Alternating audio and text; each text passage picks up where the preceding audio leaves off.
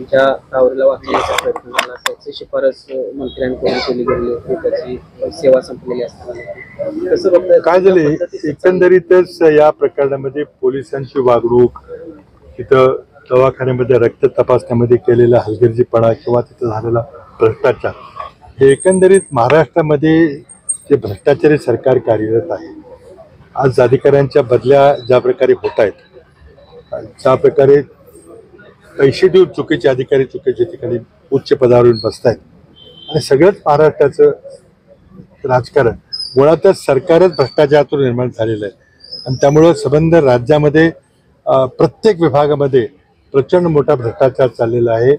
बदल्यामध्ये जे काही व्यवहार झालेले आहेत ते वसूल करण्याकरता सामान्य जनतेला पिडलं जात आहे. त्याचंच उदाहरण हे पोर्शे गाडीचा जो अपघात झाला.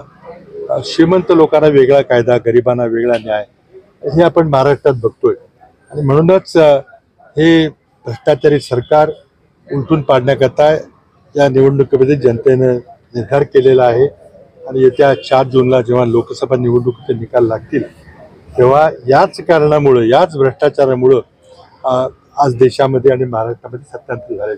काँग्रेस अध्यक्षांनी विभागवार काही समित्या नेमलेल्या आहेत. त्यामध्ये लोकप्रतिनिधी आमदारांना त्या समित्यामध्ये घेतलेलं आहे आणि त्यामध्ये आधी काही ठिकाणी आम्ही आधी बैठका घेणार आहे, नंतर मग दौऱ्याचा कार्यक्रम आखणार आहे. काही ठिकाणी आधी आमदार दौरे करून मग बैठकीला येणार आहेत.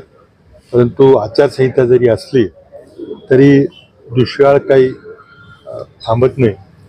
त्यामुळे आता मतदान झालेलं आहे, त्यामुळे आचारसंहिता शिथिल करून अधिकाऱ्यांच्या बैठका घेतल्या पाहिजेत. आमचा आग्रह होता, पण शासनाने काही त्याला परवानगी दिलेली नाही.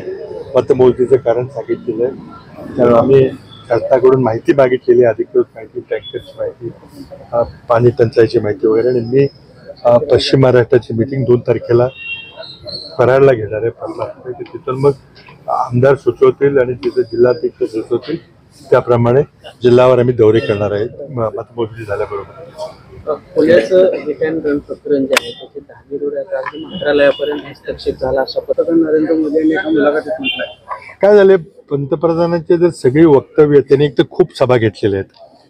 2019ला महाराष्ट्रात त्यांनी 7 जाहीर सभा घेतल्या होत्या, आता 20च्या वर घेतलेल्या आहेत.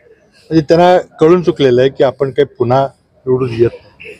आणि त्या प्रत्येक सभेतली त्यांची वक्तव्य जर पाहिली, त्या वक्तव्यातली विसंगती पाहिली, तर मला वाटते त्यांना थोडी विश्रांतीची आवश्यकता आहे. त्यांनी थोडंसं उपचार करून घेण्याची गरज आहे. म्हणजे त्यांचा बॅलन्स बिघडलेला आहे असं तर दिसते. आणि त्यामुळं कुठल्याही प्रकारचं एकतर धार्मिक आधारावर ध्रुवीकरण करायचा तरी पुरेपूर प्रयत्न केला, पण या देशातील जनतेने त्याला काही प्रतिसाद दिला ना. निवडून येण्याकरता, सत्तेत राहण्याकरता वाटेल ते करावं लागलं तरी करायचे त्यांची तयारी दिसते. आता बोलायला काही मिळालं नाही तर म्हणून गांधीजींच्यावर त्यांनी आता राग काढलेला आहे. कदाचित पंतप्रधानांचं शिक्षण हे बेताचंच झालेलं आहे किंवा झालेलं नाही. त्यामुळे त्यांना महात्मा गांधींचं जगात काय महत्त्व आहे त्याची त्याला जाणीव नाही आहे. आणि म्हणून ते सिनेमा बघूनच त्यांनी महात्मा गांधींची त्यांची ओळख झाली असावी.